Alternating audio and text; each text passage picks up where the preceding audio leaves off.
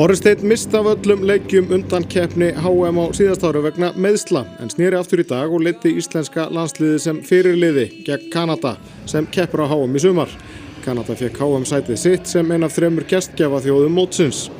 En Íslendingar voru tilbúnir að sýna hvað í þeim býr í dag og eftir værukærð snemma leiks hjá Kanada virkaði pressa Orra Steins vel sem vann boltann, slapp einn á móti markverði og afgreiddi boltann í markið og kom Íslandi í 1-0.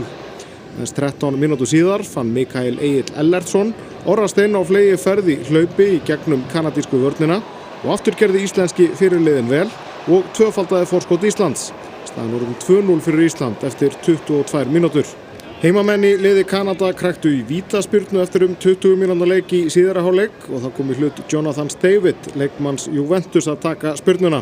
Hann skoraði fram hjá Elíasi Rafni Ólafssyni í marki Íslands og minnkaði munin í 2-1. Þarna hafði Kanada fundið markaformúluna sína í leiknum og Hörður Björgvin Magnússon gaf heimaliðinu aðra vítaspyrnu á 74. mínútu. Aftur var David vítaskyttan og hann skoraði sama horn og áður og jafnaði leið metin í 2-2.